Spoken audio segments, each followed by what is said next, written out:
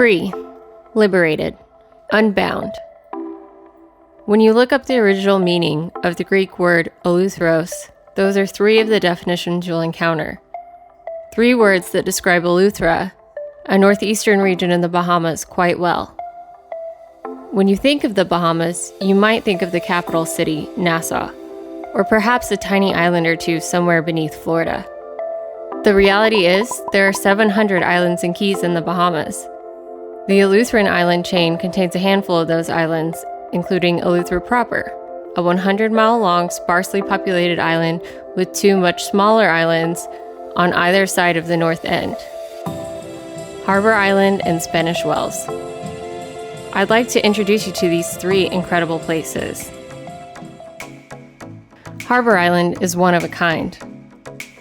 Known for being a playground for the rich and famous, Harbour Island is anything but boring. On Harbour Island, fine dining goes hand in hand with street-side vendors distributing conch salad and homemade desserts. 5-star boutique hotels and dazzling yacht-filled marinas contrast with golf cart traffic, pastel-painted colonial homes, and unruly roosters. Roosters that feel the need to crow at all hours of the day. On top of the magic of Harbour Island's amusing contradictions, there are the famous driftwood trees perched in the shallows at the base of Bay Street, and the island's most popular attraction, Pink Sands Beach. Pink Sands Beach is arguably one of the world's best beaches. Several travel magazines would back me up on that claim. For many visitors to Eleuthera, Harbour Island and Pink Sands Beach are their only stops. An unfortunate reality that's also a perk for more solitary visitors. The endearing seclusion often experienced just across the way in Eleuthera and Spanish Wells. In Spanish Wells, life is a little less glamorous and a bit more predictable, but every bit as relaxing and beautiful. The homes are pastel painted and golf carts are still the preferred mode of transportation, but tourism isn't so pervasive. Instead, fishing is the island's main industry. Spanish Wells is the ideal place to rent a house and a golf cart and settle in for days of laid-back living. Once you're well rested, hop on the Spanish Wells fishing boat to soak in island life even more. Captain Ryan Neely knows all the best places for spotting pods of dolphins, marveling at big red starfish, swinging along the ocean waves, schmoozing with the world-famous swimming pigs, and reeling in the island's most delectable fish, from queen triggerfish to grouper. If you're lucky, he'll even bring you some fresh mangoes from his yard.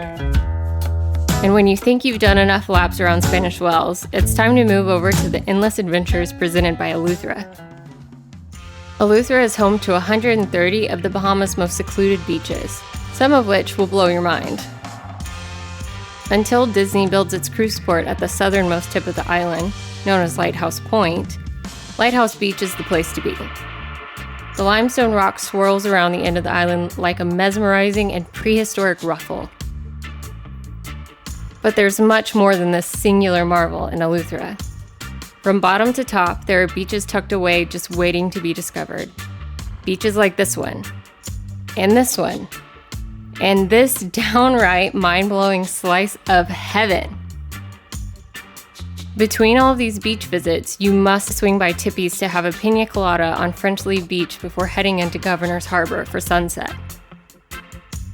Honestly, you could spend weeks on this 100-mile island without even scratching the surface. But if you must leave, take a pause at Glass Window Bridge, the so-called narrowest point on Earth, before your departure. I assure you, seeing the Atlantic meet the Caribbean will be an experience you won't soon forget.